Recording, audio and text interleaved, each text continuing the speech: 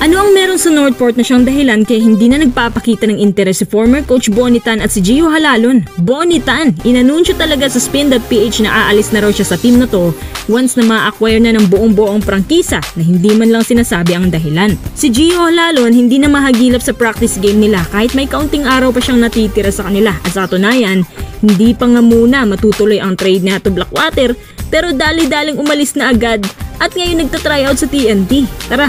Deep dive natin to. Halos wala na ang 2 buwan bago tuluyang angkinin na talaga ng Pure Blends ang Northport franchise, ang farm team ng SMC Teams. At dahil nalalapit ng pagkawala ng prangkisang Northport, kaya nalalapit na rin ang pag-alis ni Bonnie Tan dyan sa kanila bilang consultant. Di ba kayo nagtataka kung bakit biglang aalis na si Bonnie Tan sa Northport?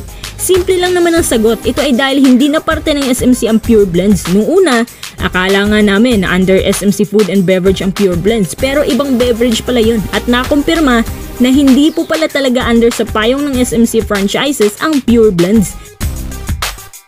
At dahil si Bonnie Tan at Boss Al ay malapit na magkaibigan at may connection din ng bawat isa sa sabihin na lang nating sports business kaya imposibleng manatili pa siya dyan. Kaya nga nilagay na nila agad si Jandel Cardel sa Pure Blends bilang head coach kahit hindi pa opisyal na nabili ang Northport ay dahil hindi magkalapit ng dugo itong Pure Blends sa San Miguel Corp at naninindigan sila na independent team daw talaga sila. Kaya ano pang gagawin ni Bonnie Tan dyan? Alam nyo ba na ayon kay Snowbad sa kan latest post na si Bonnie Tan daw ay kukunin ng Hinebra at ilalagay bilang isa sa kanilang mga staff at hindi imposibleng mangyari to.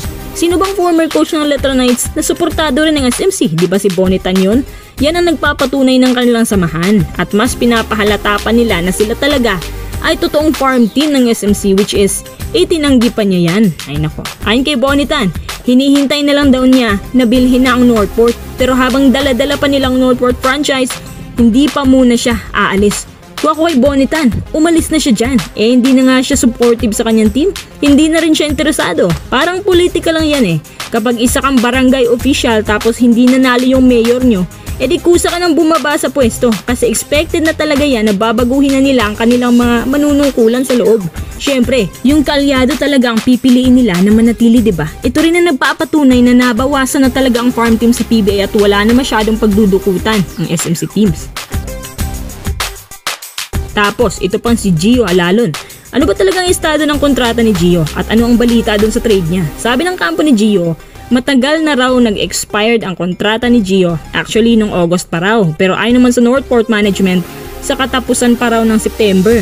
Ibig sabihin, hindi pa fully expired ang kontrata niya. Ano naman ang balita sa kanyang trade? Pagkatapos na i-deal si Gio sa Blackwater, sakto naman na nilagyan ni Kume ng trade moratorium ang Northport. Ibig sabihin, pinagbabawalan muna ang trade deal sa Northport upang mapanatiling intact ang roster nila hanggang sa pagbili ng Pure Blends.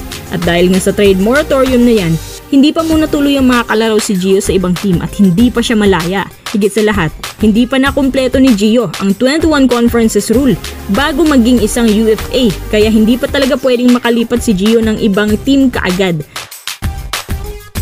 Kahit sabihin na lang natin na expired na talagang kontrata niya, hindi pa rin siya maaaring maglaro sa ibang teams unless kung kukunin na ni Kume ang trade moratorium o yung harang para makalipat na sa Blackwater. At ganun din si Justin Chua na kapalitan niya.